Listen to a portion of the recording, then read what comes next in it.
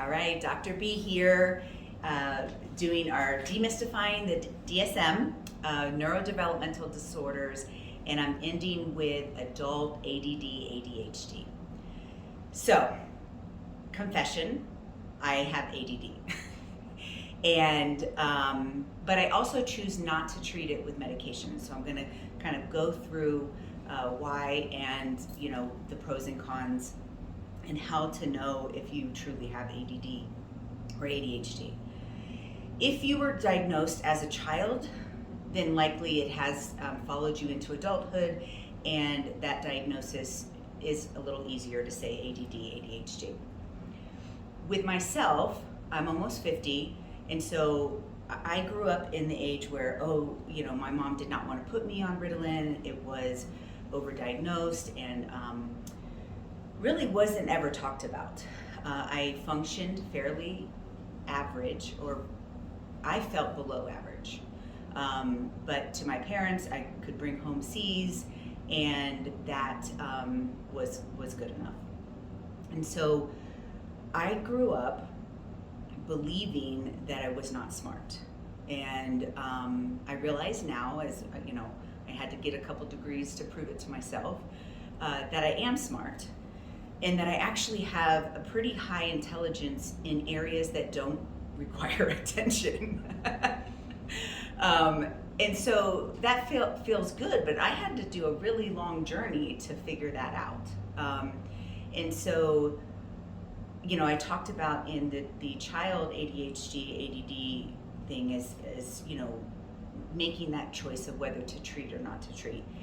And I don't think not treating my ADD was the problem. It was more of, if I knew that my problem was just inattention, I could have made accommodations to feel smarter at a younger age, right?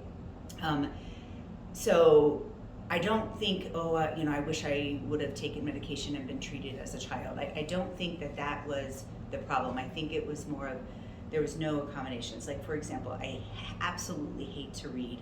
I cannot remember what I read. Almost all of our academic system is reading comprehension. If I would have been allowed to do audiobooks, I would have excelled. I can listen and absorb an audiobook in, less than 2 hours.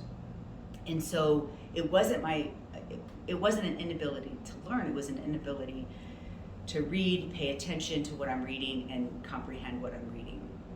So I'm not saying, I should have been treated, but if I was identified as ADD, it would have helped my mental health, my emotional growth, because when you grow up thinking that you're not smart, that's depressing, and it causes anxiety when you have to do things that smart people do, like take tests, right?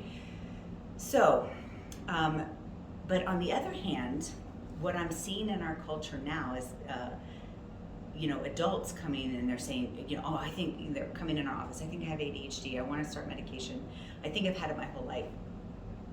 And I want to caution you in that direction, because there's so many things that can cause inattention. And, anxiety causes inattention. If you are worried nonstop, you can't pay attention. If you're depressed, you can't pay attention. So, and there's other, bipolar, any kind of substance abuse history, there's all kinds of things that actually can cause inattention. So again, inattention by itself is not a diagnosis of ADD, ADHD. So it's important to get kind of that full evaluation. It's also in more than one location. So if you're having trouble at work, but you're fine when you're doing your hobbies that you love, or you can sit and read a book and you enjoy that, but you're having trouble at work, it might be anxiety at work that's causing you to not be able to pay attention. So we really need you, if you come into Mentally Strong to be evaluated for adult ADHD or ADD, come in with an open mind that maybe it's not that, maybe it's something else, and let's see how we can treat the whole problem. In the DSM and in the adult ADD, it talks about there needs to be symptoms before age 12. And this is controversial, and they are considering taking it out of the DSM, so it's not a hard fact.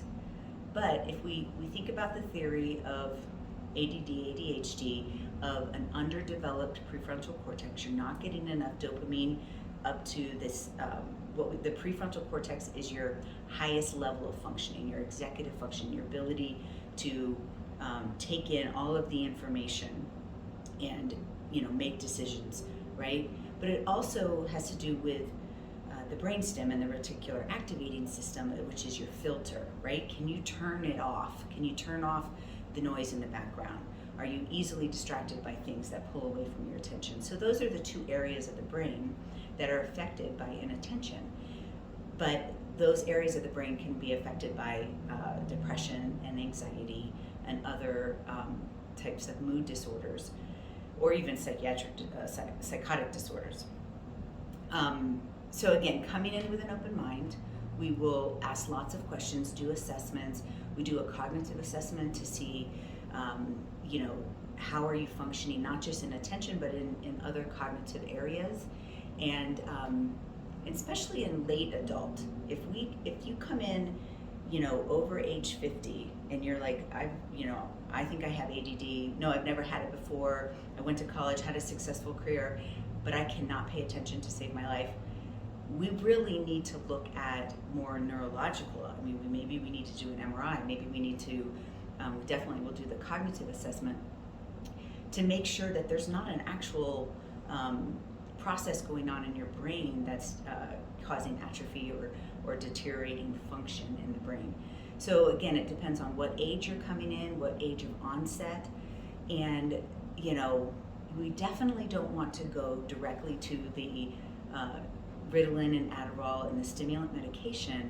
If you have functioned your entire life without stimulant medication, which can be very addicting, then we don't want to go there. We want to try, let's see what happens if we increase dopamine in all of the areas of the brain. Can we improve your anxiety and your inattention? So just be very open-minded. Don't be thinking directly to stimulant medication. If you feel like you have symptoms of adult ADD, ADHD, come in, get evaluated, but also be open to, well, you know what, you're right. I am super anxious, and I'm a lot more anxious than I was as a kid, and kind of work through some of those things, because those things can be treated with the Mentally Strong method, this strong cognitive behavioral approach. So yes, get treatment, but don't think everybody with ADD needs to be on stimulant medications. There's lots of other ways that we can treat it, and we can often treat it with the Mentally Strong method. So remember that you are mentally strong.